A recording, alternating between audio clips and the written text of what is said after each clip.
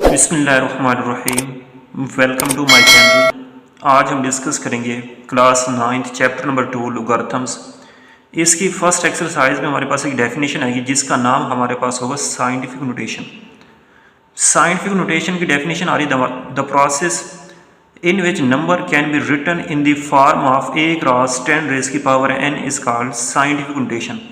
ऐसा प्रोसेस जिसमें हम किसी भी नंबर को a क्रॉस 10 रेज़ की पावर n की फॉर्म में लिख सकें वो हमारे पास साइंटिफिक नोटेशन होती है।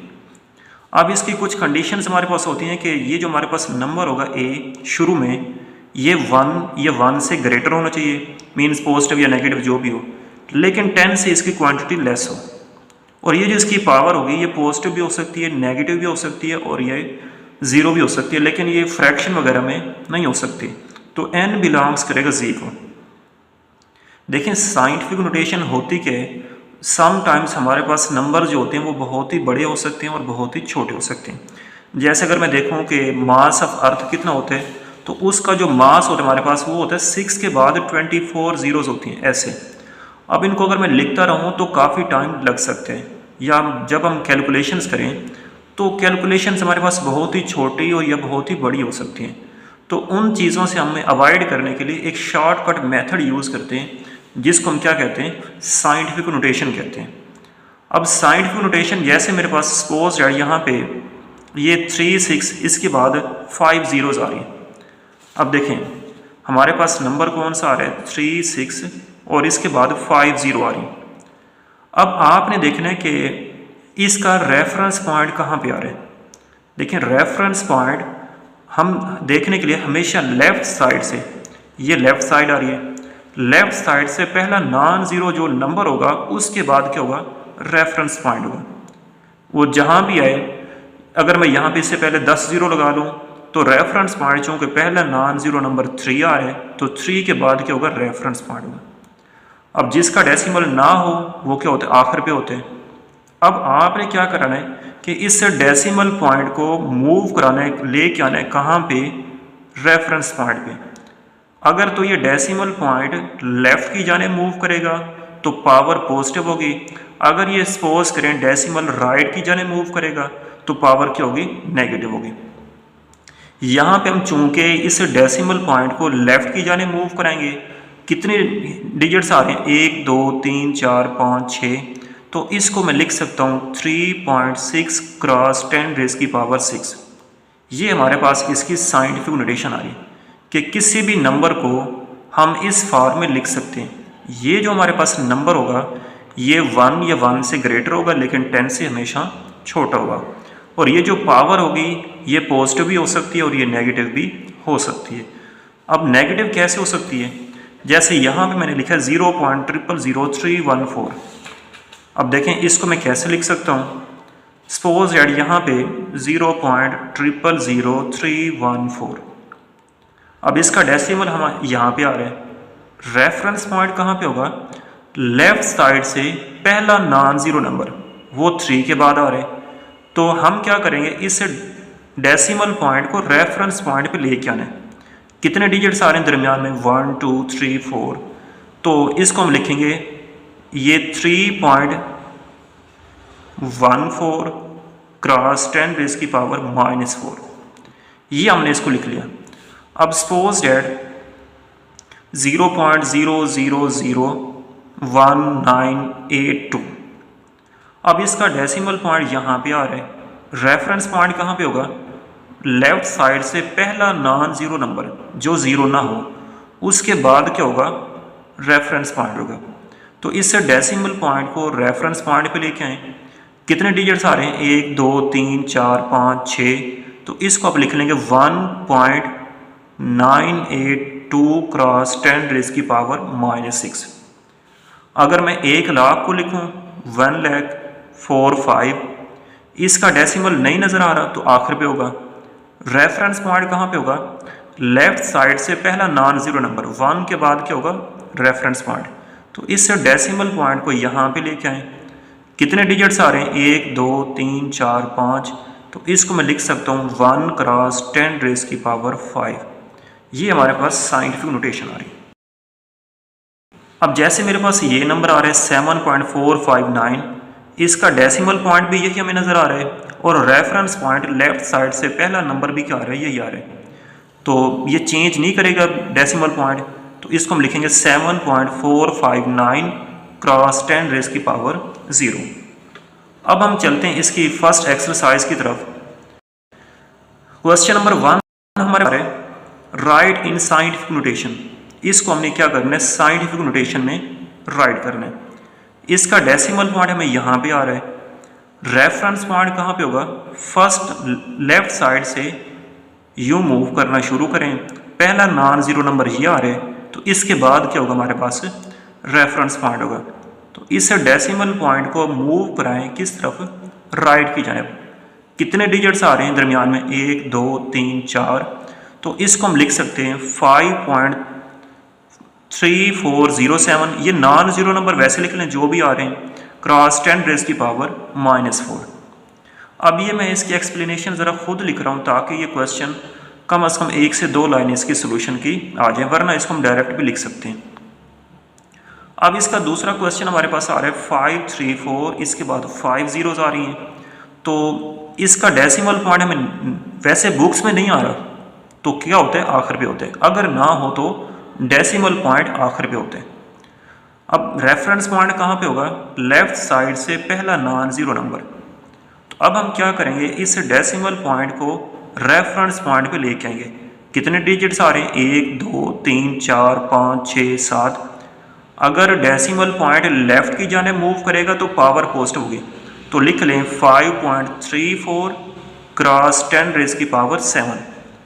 और ये ज़ीरोज़ आपने नहीं लिखनी, अगर लिख लेंगे तो सही होगा, लेकिन हमारा चूँकि मेन पॉइंट क्या होगा कि ज़ीरो से अवॉइड करना, तो इसको हम सिंपल वे में यूँ भी लिख सकते हैं। अब अगला क्वेश्चन क्या आ रहा है, 0 पॉइंट, इसके बाद हमारे पास ये 10 ज़ीरोज़ आ रहे हैं दरमियान में।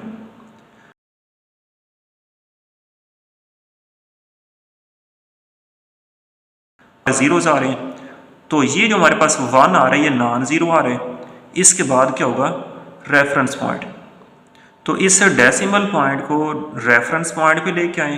कितने डिजिट्स, ये 10 ज़ीरोज़ आ रही हैं और 11 डिजिट्स आ रहे हैं, तो इसको हम लिखेंगे 1.2 क्रॉस 10 रेज़ की पावर। अब इसके बाद हमारे पास क्वेश्चन नंबर 2 आ रहा है कि राइट इन स्टैंडर्ड नोटेशन। इनको हमने क्या करना है, साइंटिफिक नोटेशन से दोबारा स्टैंडर्ड फॉर्म में लेके आने। अब चूँकि इसकी पावर हमारे पास नेगेटिव आ रही है, तो ये जो डेसिमल पॉइंट होगा ये क्या करेगा, 5 डिजिट्स लेफ़्ट की जानिब मूव कराएगा। अब 9 के बाद 5 डिजिट्स तो नहीं आ रहे, हमारे पास 1 आ रहा है, तो हमने क्या करना है, 9 के बाद 4 ज़ीरोज़ खुद से लगा लें, 1 2 3 4। तो अब इस डेसिमल के बाद हमारे पास 5 डिजिट्स आ रहे हैं, तो यहाँ पे क्या कर लें, जब ये 5 पूरे डिजिट्स हो जाएं तो वहाँ पे क्या लगा लें, डेसिमल पॉइंट लगा लें। ये नंबर सारे के सारे वैसे लिख लें, और अगर इसके बाद जो भी डिजिट्स कम होंगे तो आप क्या करेंगे, उसके बाद ज़ीरोज़ लगा लेंगे। अगर तो इसकी पावर नेगेटिव होगी तो हम इस डेसिमल पॉइंट को लेफ़्ट की जानिब मूव करेंगे, अगर इसकी पावर पॉजिटिव होगी तो हम उतने ही डिजिट्स डेसिमल पॉइंट को राइट की जानिब मूव कराएंगे। अब इसका दूसरा क्वेश्चन हमारे पास आ रहा है, दूसरा पार्ट 5.64 क्रॉस 10 रेज़ की पावर 0। अब इसकी मैंने साथ साथ रीज़न लिख दिए ताकि आपको ये समझने में आसानी हो। अब चूँकि पावर इसकी पॉजिटिव आ रही है, तो फिर ये डेसिमल पॉइंट किसी भी जगह पे मूव नहीं करेगा, तो इसको आप वैसे का वैसे लिख लें 5.64।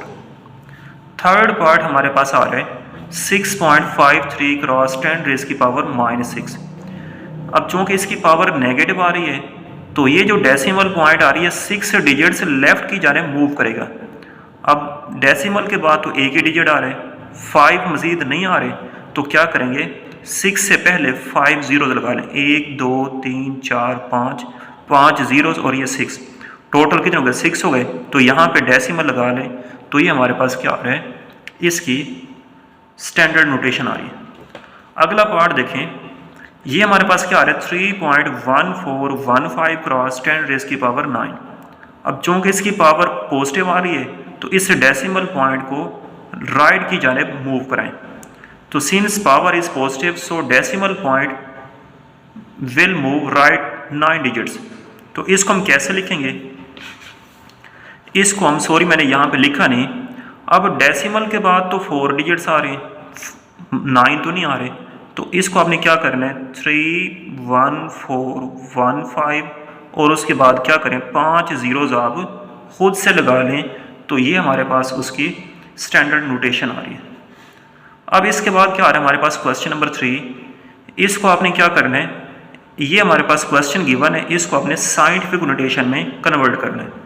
अब कैसे करना है, सबसे पहले इस नंबर को इससे मल्टीप्लाई कर लें, ये मैंने इसको मल्टीप्लाई करके लिख लिया, आंसर कितना है ये 1431.8234। अब इनके बेस चूँकि सेम है, मल्टीप्लाई हो रही है तो पावर क्या होगी ऐड होगी, तो -3 + 4 + 1। अब देखें ये जो हमारे पास नंबर आ रहा है, हमने जो डेफिनेशन पढ़ी थी वो तो थी हमारे पास a क्रॉस 10⁻n। ये जो a होना चाहिए ये 1 या 1 से ग्रेटर लेकिन 10 से लेस होना चाहिए, ये तो 10 से बहुत बड़ा आ रहा है। तो आप क्या करेंगे, इसका रेफरेंस पॉइंट आ रहा है 1 के बाद, इस डेसिमल पॉइंट को लेके आएंगे कहाँ पे 1 के बाद, कितने डिजिट्स आ रहे हैं 3, तो पावर इसकी 3 पॉजिटिव करेंगे 10⁻3। ये +1 वैसे तो 3 और 1 4, तो 1.431824 क्रॉस 10⁻4, ये हमारे पास इसका आंसर आ रहा है। नेक्स्ट पार्ट हमारे पास आ रहा है, ये क्या आ रहा है 0.23 क्रॉस 10⁻5/10⁻3।